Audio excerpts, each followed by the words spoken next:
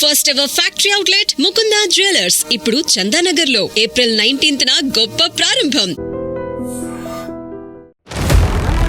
Women పట్ల sexual harassments ఈ రోజుల్లో ఎంత కామన్ అయిపోయాయంటే రీసెంట్ స్టాటిస్టికల్ డేటా మనకి వచ్చిన దాని ప్రకారం 6,500 కేసెస్ మాత్రమే రిపోర్ట్ అయ్యాయి. 80 to 83% of the working women ఒప్పుకున్నారు, ఎస్ మేము సెక్షువల్ హెరాస్మెంట్ ఫేస్ చేశాము అని. Sexual harassment is not only for women అండి, ఇక్కడ మెన్కి కూడా అవుతుంది.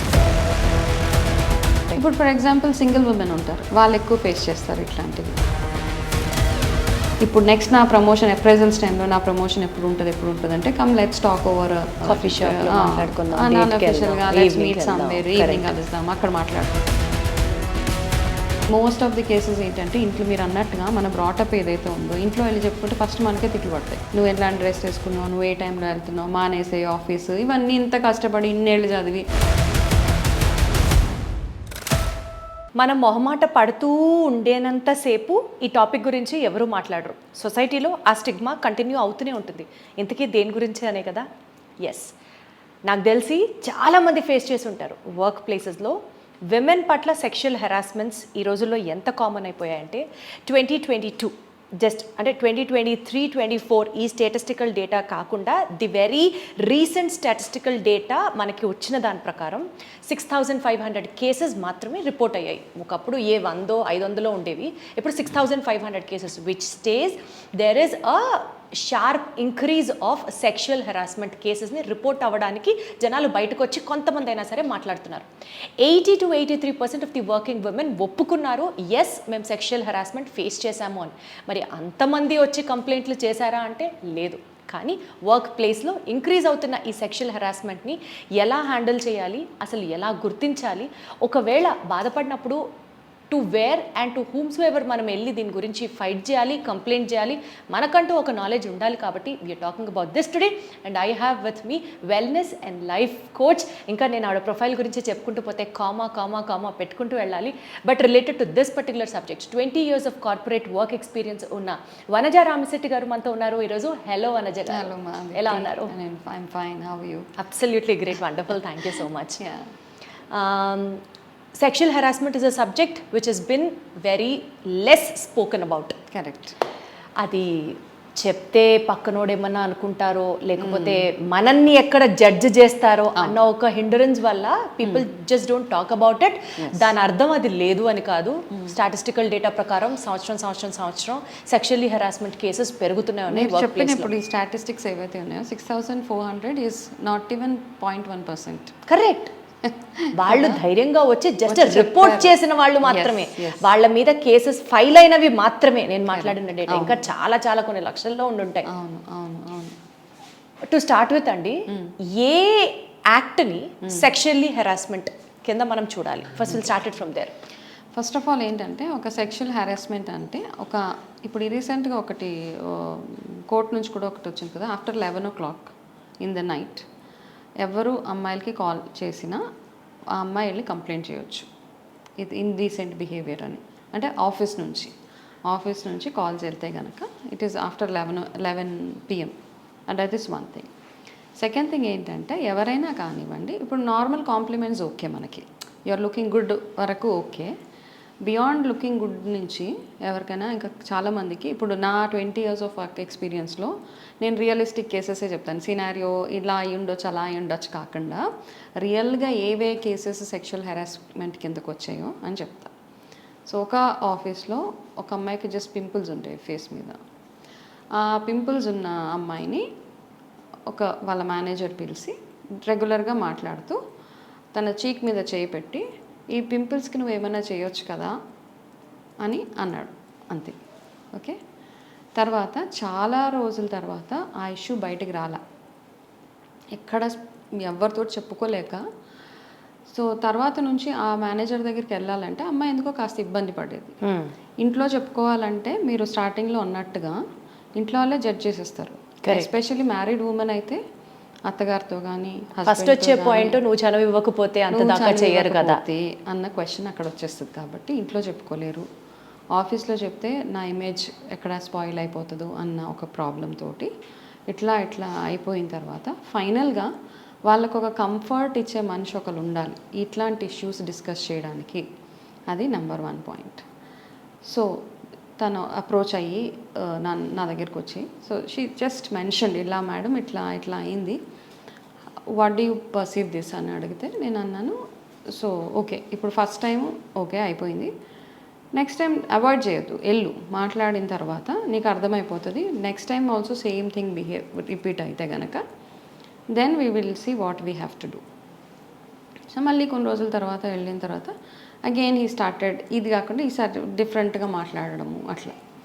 So she came, I said ఇప్పుడు ఇక్కడికి ఎవ్రీథింగ్ అంటే ప్రతి ఆర్గనైజేషన్లో ఒక కమిటీ ఉంటుంది, విమెన్ సెక్షువల్ హ్యారాస్మెంట్ కమిటీ ప్రతి ఆర్గనైజేషన్లో ఉండాల్సిందే. ఒకవేళ లేకపోతే కనుక వాళ్ళు ఒక కమిటీ ఫామ్ చేయాలి, విచ్ ఇంక్లూడ్స్ ఒకరిద్దరు ఎక్స్టర్నల్గా ఒకరు ఇంటర్నల్గా, మెన్ అండ్ ఉమెన్ టుగెదర్ అనమాట. ఇక్కడ point to be noted, sexual harassment is not only for women అండి, ఇక్కడ మెన్కి కూడా అవుతుంది ఇక్కడ. So this is also there అనమాట. సో ఈ సెక్షువల్ హ్యారాస్మెంట్ కమిటీ అన్నది మాత్రం it's not only limited to women. Okay, any person can have this sexually harass the opposite gender. Opposite gender. So కొంతమంది ఆడవాళ్ళు ఎమోషనల్గా బ్లాక్మెయిల్ చేసిన ఇష్యూస్ కూడా ఉన్నాయన్నమాట, ఇట్లాంటివన్నీ ఉన్నాయి కాబట్టి. సో ఆ కమిటీ ఉందా లేదా అని ఫస్ట్ మనం ఎంక్వైరీ చేసుకోవాలి ఆఫీస్లో. Second person to be approached is obviously your first manager, line manager. ఆ మేనేజర్ తోటే మీకు ఇష్యూస్ వస్తుంటే కనుక ఇమీడియట్గా యూ గో టు యువర్ హెచ్ఆర్కి వెళ్ళి కంప్లైంట్ వరకు లాంచ్ చేసేసిన తర్వాత, దాని తర్వాత ఈ కమిటీ ఏదైతే ఉందో, if they feel that this is a serious complaint, so I will discuss 1 or 2 more cases about something sexual harassments గురించి. సో ఫస్ట్ అక్కడికి వెళ్ళి అప్రోచ్ అయ్యి మీ కంప్లైంట్ని అక్కడ వెళ్ళి ఫైల్ చేసేయాల్సిందే. తర్వాత ఎంక్వైరీ అవుతుంది, ఇద్దరిని కూర్చోబెట్టి మాట్లాడతారు, ఇవన్నీ సెకండరీ ఇవన్నీ. సో ఏవేవి సెక్షువల్ హ్యారాస్మెంట్ కిందకి వస్తాయి అన్నది తర్వాత ఇంకొక కేసు, రియలిస్టిక్ కేసెసే కాబట్టి ఇంకొక ఇష్యూలో ఏంటంటే one they comment about our dressing. Dress వరకు ఓకే, డ్రెస్కి బియాండ్గా వాళ్ళు నీ డ్రెస్ టైట్గా ఉంది, హిప్స్ దగ్గర టైట్, ఇట్లాంటివన్నీ అంటూ ఉంటారనమాట.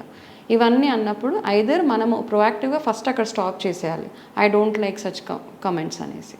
మనం అది చెప్పనప్పుడు మన దగ్గర ఎక్కడంటే మనం కరెక్షన్, ఆడవాళ్ళు ఎక్కడ కరెక్షన్ చేసుకోవాలంటే ఇలాంటి కమెంట్స్ నాకు సున్నితంగా తిరస్కరించడం కూడా నేర్చుకోవాలి. అంతే. Thank you so much for your compliment, కానీ I think this is not me, అనేసి అక్కడికక్కడ ఫుల్ స్టాప్ పెట్టేస్తే వాళ్ళకు ఒక మెసేజ్ పాస్ చేస్తాం మనం, ఏంటి అంటే ఈ అమ్మాయి ఇట్లాంటి కాంప్లిమెంట్స్ని షీ విల్ నాట్ యాక్సెప్ట్ అని. అసలు the best thing is there is no need to give compliments to anybody. With in women it's fine అనిపిస్తుంది నాకు, ఎందుకంటే ఇట్లాంటి ప్రాబ్లమ్స్ నుంచి బయటపడాలి అంటే మనకు తెలియదు ఎప్పుడు, to be on a safer side. ఆడపిల్లలకి comments ఇవ్వక్కర్లేదు, you say okay hi bye వరకు ఓకే, దాన్ని మించి మనం వెళ్ళి నీ కళ్ళు బాగున్నాయి, నీ ముక్కు బాగుంది, నీ టెక్స్చర్ బాగుంది, ఇవన్నీ అసలు అనాల్సిన అవసరమే లేదు అక్కడ.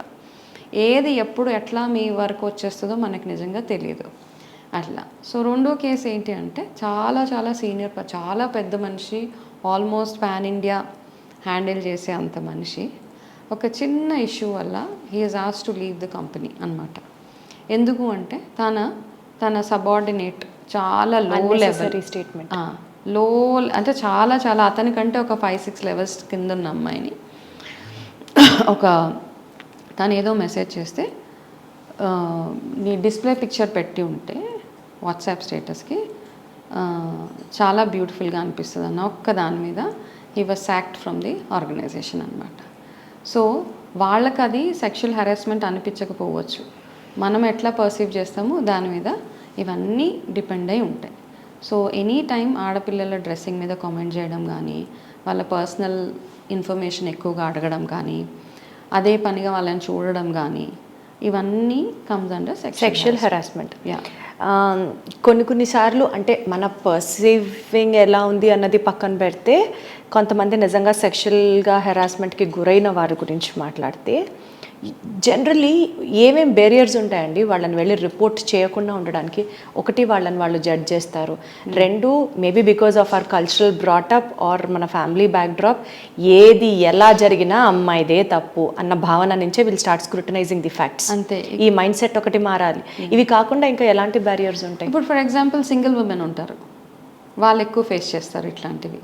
సో వాళ్ళు బయటికి వెళ్ళి చెప్పాలంటే మళ్ళీ నన్నే జడ్జ్ చేస్తారు, నేను సింగిల్ ఉమెన్ కదా అన్న ఒక దీని మీద ఉంటుంది. కొంతమంది ఏంటంటే బ్రోకెన్ రిలేషన్స్ ఉంటాయి, లైక్ బాయ్ ఫ్రెండ్, ఇవన్నీ అంటే ఒక్కొక్కసారి ఆర్గనైజేషన్లో మనం ఎక్కువ పర్సనల్ ఇన్ఫర్మేషన్ ఎక్కువగా షేర్ చేసేసుకున్నప్పుడు ఏమవుతుందంటే మన వీక్నెస్లు అన్నీ వాళ్ళకి తెలిసిపోయి అడ్వాన్స్మెంట్స్ కొన్ని ఉంటాయి. ఇంకొక కేసు ఎట్లా ఉంటుందంటే కెరీర్లో డెస్పరేట్గా ఉంటారు, నేను నెక్స్ట్ లెవెల్కి వెళ్ళాలి. ఆ నెక్స్ట్ లెవెల్కి వెళ్ళే ప్రాసెస్లో ఎక్కువగా వెళ్ళి మేనేజర్స్ అంటే నెక్స్ట్ లెవెల్ వాళ్ళని అడుగుతున్నప్పుడు వాళ్ళు ఏం చేస్తారంటే వీళ్ళకి ఓకే కొంచెం అడ్వాన్స్మెంట్స్ చేస్తూ ఓకే ఇలా చేస్తేనే నాకు ఈ నెక్స్ట్ లెవెల్ ప్రమోషన్ వస్తుంది అనేవి కూడా నెంబరు అలాంటివే చాలా కేసెస్ అనమాట.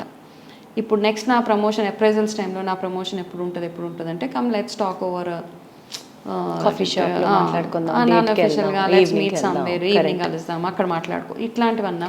ఇవి ఒప్పుకోకపోతే అప్రైజల్లో వాళ్ళకి ఏమన్నా దాని ఇంపాక్ట్ పడుతుంది, అది ఒక భయం ఉంటుంది. మేబీ ఆ అమ్మాయి ఒక్కటే బ్రెడ్ అర్నింగ్ ఉండొచ్చు ఇంట్లో, she must be the bread winner of the house. So అట్లాంటి టెన్షన్స్ ఎక్కువగా ఉంటాయి. మోస్ట్ ఆఫ్ ది కేసెస్ ఏంటంటే ఇంట్లో మీరు అన్నట్టుగా మన బ్రాటప్ ఏదైతే ఉందో ఇంట్లో వెళ్ళి చెప్పుకుంటే ఫస్ట్ మనకే తిట్లు పడతాయి. నువ్వు ఎలాంటి డ్రెస్ వేసుకున్నావు, నువ్వు ఏ టైంలో వెళ్తున్నావు, మానేసే ఆఫీసు, ఇవన్నీ ఇంత కష్టపడి ఇన్నేళ్ళు చదివి నేను ఒక 20 ఏళ్ళు చదువుకొని జాబ్ తెచ్చుకున్నాక ఇంట్లో ఈ చిన్న దానికోసం ఇంట్లో వాళ్ళని జాబ్ ఆపేయమని చెప్తున్నారు. సో ఇవన్నిటి వల్ల వాళ్ళ ఆడవాళ్ళకు ఉన్న నార్మల్ ప్రాబ్లమే ఈ సెక్షువల్ హెరాస్మెంట్ పక్కన పెట్టేస్తే అన్నిటినీ సప్రెస్ చేసి భరిస్తూ అన్నీ అనమాట. బయటకి నవ్వు ఉంటూనే అన్నీ సప్రెస్ చేస్తారు. హస్బెండ్ ఏమైనా భరిస్తారు, ఇన్లాస్, స్టూడెంట్స్, ఎనీ వేరే ఆఫీస్లో ఏదైనా అన్నా అన్నీ భరించుకుంటూ వాళ్ళు ఉంటారు. కాబట్టి కానీ ఇట్లాంటి ఇష్యూస్ ఏంటంటే ఓపెన్ అప్ అవ్వాల్సిందే. లార్జర్ ఫోరంలో కాకపోయినా ఇప్పుడు మనం ఏదైతే డిస్కస్ చేసుకున్నామో ఒక కమిటీ, ఒక HR. యాక్చువల్లీ కార్పొరేట్స్లో there is something called as Porsche's mandate, where in which every corporate company should handle a legal cell which deals with certain problems. Of course yes. కానీ నా క్వశ్చన్, ఎన్ని కార్పొరేట్స్లో ఇలాంటి sexual harassment cells ఉన్నాయి, దాని గురించి report చేయాలి, ఎన్ని కార్పొరేట్స్లో ఉన్నాయి? పోనీ ఒకవేళ ఎవరైనా వెళ్ళి కంప్లైంట్ చేస్తే how are they helping the victim? విని ఊరుకోవడం పక్కన పెడితే నిజంగా ఒక పెద్ద మెజర్ తీసుకొని ఆ ఎంప్లాయీ పక్కన నిలబడి వాళ్ళకి న్యాయం జరిగిన సందర్భాలు ఏమన్నా ఉన్నాయా? ఉన్నాయి. నేను చెప్పిన 2-3 కేసెస్లో ఎంప్లాయీ ఎవరైతే కంప్లైంట్ చేశారో, కొన్ని కేసెస్లో ఏంటంటే కావాలని చేసే కేసెస్ కూడా ఉన్నాయి ఇక్కడ. ఓకే, అట్లాంటి ఇష్యూ కూడా ఒకటి హ్యాండిల్ చేసామన్నమాట. జస్ట్ బికాజ్ ఈ అమ్మాయి ఎవరైతే ఉందో ఆ అమ్మాయి మేనేజర్కి ఇంకొక మేనేజర్కి వాళ్ళిద్దరికీ ఇండిఫరెన్సెస్ ఉన్నాయి. సో ఈ మధ్యలో ఉన్న అమ్మాయి వీళ్ళ రిపోర్టింగ్ మేనేజర్కి ఏదో ఒక ఇష్యూ, తను ఏదో ట్రావెల్ చేస్తూ పలానా మనిషి నేను ఈ ప్లేస్లో ట్రావెల్ చేసినప్పుడు నాతో వచ్చి 10 o'clock in the night నాతో మాట్లాడాడు అంటే అతని మీద ఇంకొక పర్సన్ మీద సెక్షువల్ హెరాస్మెంట్ కేసు వేయించేసాడు ఈ అమ్మాయితోటి. She was no way involved. పాపం తనకు అనిపించలేదు కూడా. అంటే ఇలాంటి సందర్భాలు ఉంటాయి, పాపం నిజంగా సెక్షువల్ హెరాస్మెంట్కి గురైన వాళ్ళు ఉంటారు. 2 కేసెస్ ఉంటాయి. ఈ కేసులో ఈ అమ్మాయి సాక్ అయిపోయింది. బికాస్ ఆ అమ్మాయిని రైట్ ప్రూవ్ చేయలేకపోయారు ఎవరు. తను అన్నీ ఇల్లాజికల్గా చెప్పి అంత ఏదో అంటే they was no connection. So ఈ కేసులో మాత్రం ఈ అమ్మాయితోటి సెక్షువల్ హెరాస్మెంట్ కేసు వేయించిన మేనేజర్ ఇద్దరిని సాక్ చేసేసారు. కాబట్టి రైట్ ఫారంకి వెళ్ళడము అండ్ న్యాయం డెఫినెట్గా జరుగుతుంది. అయితే ఇక్కడ గుర్తుపెట్టుకోవాల్సింది ఏంటి అంటే ఈ మెంబర్స్ ఏవైతే ఉన్నారో 5-6 మెంబర్స్ ఎవరైతే ఉన్నారో వాళ్ళు ఎంత సీక్రెసీ మెయింటైన్ చేస్తున్నారు అన్నది ఇక్కడ చాలా చాలా ఇంపార్టెంట్. ఆ సీక్రెసీ మెయింటైన్ చేయడం కూడా లాలో ఉందా అండి? That they have to maintain 100%. లేకపోతే ధైర్యం ఎలా వస్తుంది వచ్చి వాళ్ళ దగ్గర? అదే కదా, మనం ఇప్పుడు నాకు ఒక ఇష్యూ అయింది, నేను వెళ్ళి చెప్పిన 2వ రోజుకి మొత్తం ఆఫీస్ అంతా తెలిసిపోతే next there is no point. ఇంకొకరు ఎవరు వచ్చి మన దగ్గరికి ఈ హెరాస్మెంట్ గురించి మనకు చెప్పుకోరు. కాబట్టి ఓపెన్గా చెప్పుకోవడం ఫస్ట్. ఏంటంటే మీ ఫ్యామిలీ మెంబర్స్ ఎవరైతే ఉన్నారో వాళ్ళతో డిస్కస్ చేయవచ్చు. అంతే, ఈ మధ్య అందరూ అర్థం చేసుకుంటున్నారు. At least this generation is able to understand. లేదు అంటే మీ క్లోజ్ ఫ్రెండ్ ఎవరైతే ఉన్నారో వాళ్ళతో వెళ్ళి డిస్కస్ చేయొచ్చు. లేదంటే first point is your HR always. లేదు అంటే మన డిఫెన్స్ మనమే తీసుకోవాలి. ఫస్ట్ చెప్పాలి, I don't like such comments, please behave your self, it's okay, absolutely fine. కొన్ని సిచ్యువేషన్స్లో ఇగ్నోరెన్స్ ఇస్ అ బ్లిస్ అంటారు. కొన్ని సిచ్యువేషన్స్లో being ignorant is a sin also. Especially ఒక చోటకెళ్ళి వర్క్ చేసేటప్పుడు ఒక problem in terms of sexual harassment ఎదురైనప్పుడు a woman should know the law and should know to whom she has to complain. Or do we have anything like a toll-free number wherein which suppose ఆఫీస్లో ఉన్న committee మెంబర్స్ని నమ్మడం కుదరలేదు or she doesn't have that you know rapport with the team. Yes. Do we have any help line number wherein in విచ్ మనం call చేస్తే people will respond, అట్లా ఏమన్నా ఉందా? Does anything in the law exist like that? There is in the corporate లాస్లో అట్లాంటిది number, they will give a number. Okay, common number ఇచ్చేస్తారు ఒకటి విత్ ఇన్ ది ఆర్గనైజేషన్, వాళ్ళకి వెళ్ళి వాళ్ళు కాల్ చేయొచ్చు. లేదు అంటే I think we should approach a she team are somebody and just report there.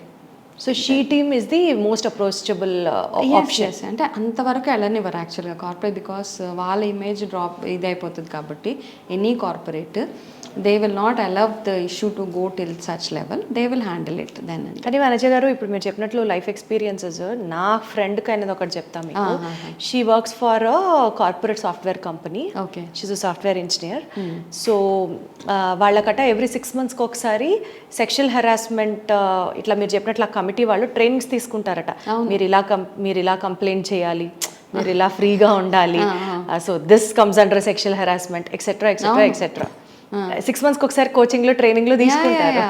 But మనకి నిజంగా ఒక ప్రాబ్లం వచ్చినప్పుడు దీస్ పీపుల్ వాళ్ళు చెప్పిన మాటే, let's be patient, let's not make a ruckus out of it, let's see how it goes, స్లోగా the concerned persons బిహేవియర్ని మేము study చేస్తాము and will take the situation under control etcetera etcetera. ఇట్లా 2 years గడిచిపోయింది.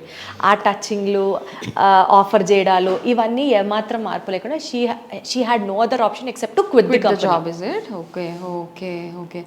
No no no, I think this is a quite delayed process యాక్చువల్గా. ఇట్లా అంటే నా question ఏంటంటే, ఒక ఎంప్లాయీ కంప్లైంట్ చేసిన, do we have a time frame stating 3 weeksలో యాక్షన్ తీసుకుంటాం? Within 45 days. ఒక్కొక్క ఆర్గనైజేషన్కి ఒక్కొక్క టైం, సమ్ టేక్ 60 days.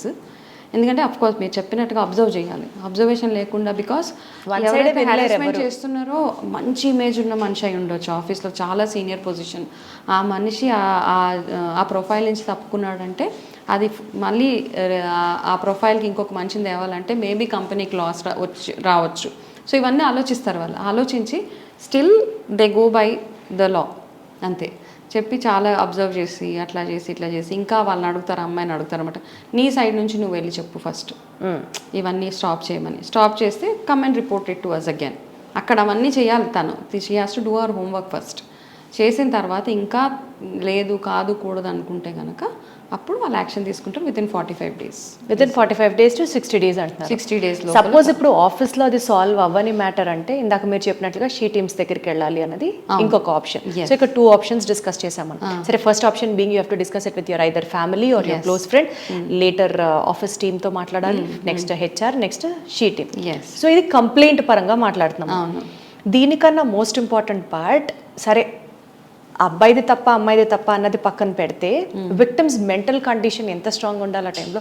వాళ్ళు ఫస్ట్ నచ్చ చెప్పి స్టాండ్ అయితే అప్పుడు వాళ్ళు ఓపెన్గా వెళ్ళి వాళ్ళ గురించి వాళ్ళు ఫైట్ చేయగలరు. అంతే. ఇప్పుడు అక్కడ ఏమి ఇన్హిబిషన్స్ అవన్నీ ఏం లేవన్నమాట. ఇంకా just be open as you can అంతే. అక్కడ నాకేదో ఫిల్టర్స్ లేవు. ఇంకా అక్కడ what ever has happened it has to be spoken out. లేదు అంటే మీకు సరైన లా అంటే న్యాయం జరగాలి అంటే just speak out what ever. అసలు ఇక్కడ పెద్ద పాయింట్, ఓపెన్ అయితే న్యాయం జరుగుతుందా, లేకపోతే 10 మందిలో మనన్నే అందరూ మాట్లాడతారా మన గురించే? ఆ ఇన్హిబిషన్ నుంచి బయటకు వచ్చి రావాలంటే లేదండి. With my own experience, yes 100% మనకి న్యాయం జరుగుతుంది అక్కడ. ఎంత చిన్న లెవెల్లో అంటే, ఇక్కడ ఏంటంటే నేను ఎంట్రీ లెవెల్ కదా, నేను ఎగ్జిక్యూటివ్ కదా, అట్లాంటివి ఏమి పెట్టుకోదు. ఏ లెవెల్ అన్నా if you are facing some kind of a sexual harassment at work, open up అంతే. చాలామందికి ఉంటాయన్నమాట, నేను ఇంత చిన్న లెవెల్ కదా, నేను తప్పించుకుంటే అయిపోతుందిలే, వెళ్ళిపోతే అయిపోతుందిలే ఇక్కడ నుంచి అని. సో లెవెల్తో సంబంధం లేదు. కాకపోతే ఎంక్వైరీకి పిలిచినప్పుడు నో ఫిల్టర్స్. అక్కడ ఏవేవైనాయో ప్రూఫ్స్ ఏవైతే ఉన్నాయో అవన్నీ ప్రూఫ్స్ చూపించండి, ఇట్లా అయింది, అవతల నుంచి ఏం రెస్పాన్సెస్ వస్తుందో చూసి. It can be anybody, by the way, women are men, anybody can have a problem. మళ్ళీ ఏమైనా ఒక క్లాజ్ ఉంటుందా అండి, వీళ్ళ యొక్క యాక్టివిటీ రిపోర్ట్ మీద ఈ కంప్లైంట్ ఇన్ఫ్లుయెన్స్ ఉండకూడదు అనే క్లాజ్ లాంటిది ఏమైనా ఉంటుందా? లేకపోతే గ్రడ్జ్ పెట్టుకొని మళ్ళీ వాళ్ళని ఆ జాబ్లో కంటిన్యూ చేయడానికి కానీ, వాళ్ళ అప్రైజల్స్ మీద కానీ ఎఫెక్ట్ పడడానికి ఛాన్సెస్ ఉంటాయి కదా? క్లియర్గా డిస్కషన్స్ అవుతాయి అన్నమాట. ఇప్పుడు ఇక్కడికి ఇద్దరు సారీ చెప్పేసి, ఫస్ట్ థింగ్ ఏంటంటే జాబ్లోంచి తీసేయడం is a last thing. First కూర్చోబెట్టి కౌన్సిలింగ్ ఉంటుంది ఇద్దరికి. హూ ఎవర్ ఎస్ కంప్లైంట్ వాళ్ళిద్దరికి కౌన్సిలింగ్ ఉంటుంది. తర్వాత ఏ ఇంటెన్షన్ తోటి వాళ్ళు మాట్లాడుకున్నారు, ఏ ఇంటెన్షన్ తోటి మెసేజెస్ పంపించారు అన్న వాటి మీద క్లారిటీ ఇవ్వాల్సిందే. ఒక్కొక్క మెసేజ్ చూపిస్తారు, లేకపోతే ఇంకొక యాక్షన్ చూపిస్తారు, ఇలా ఎందుకు చేసావు అట్లా ఎందుకు చేసావు అంటే క్లారిటీ ఇచ్చిన తర్వాత వాళ్ళ దగ్గర ఒక రైటప్ తీసుకుంటారనమాట. గోయింగ్ ఫార్వర్డ్ నేను ఇట్లాంటివన్నీ చేయను. ఇంత అయిన తర్వాత కొంచెం మనకు సెల్ఫ్ రెస్పెక్ట్ అడ్డొచ్చి కొంతమంది వెళ్ళిపోతారు, కొంతమంది ఇంకా కంపల్షన్ కాబట్టి జాబ్లో కంటిన్యూ అవుతారు అంతే. సో ఇట్లా కంటిన్యూ అయ్యి కూడా హ్యాపీగా ఉన్న కేసెస్ ఉన్నాయి చాలా. Yes, right. సో కొంత క్లారిటీ నాకు మీతో మాట్లాడిన తర్వాత వచ్చింది ఏంటంటే, ఫస్ట్ ఆఫ్ ఆల్ ఓపెన్ అవ్వాలి. ఓపెన్ అవ్వకపోతే అంటే when you don't stand for your self nobody else is going to fight your fight. So open అవ్వాలి. అండ్ ఓపెన్ అవ్వడానికి కూడా కంపెనీలో మీకు తెలియకపోవచ్చు, every corporate will have that particular cell అని అంటున్నారు. అంటే not all corporates have that. At least you have to look up to your company whether it has that particular department ఆను. హెచ్ఆర్తో మాట్లాడడం, ఫ్యామిలీతో డిస్కస్ చేయడం, షీ టీమ్స్ని అప్రోచ్ అవ్వడం, ఇవన్నీ వర్కౌట్ అవ్వకపోతే అండ్ ఒక మ్యూచువల్ కన్సెంట్ అంటే ఆ ప్రాబ్లమ్ని రిజాల్వ్ అయిన తర్వాత మాత్రమే this issue comes out. Are అంటే వర్క్ మీద ఇన్ఫ్లుయెన్స్ ఏముండదు, వర్క్ మీద ఉండదు. So it is closed for that. కాబట్టి అసలు ఫస్ట్ ఓపెన్ అప్ అయ్యి మాట్లాడితే సగం ప్రాబ్లమ్ సాల్వ్ అవుతుంది అన్నది నా percentage should go up. Exactly. లోపల మీరే పెట్టుకొని మనసులో బాధపడిపోయి దాని ఇంపాక్ట్ మళ్ళీ మీ కెరియర్ మీద, మీ మెంటల్ హెల్త్ మీద ఇంత దాకా పుష్ చేసుకోకుండా better stand up for yourself, talk about you and fight for yourself. Thank you so much Anja గారు. వెల్కమ్. Thank you.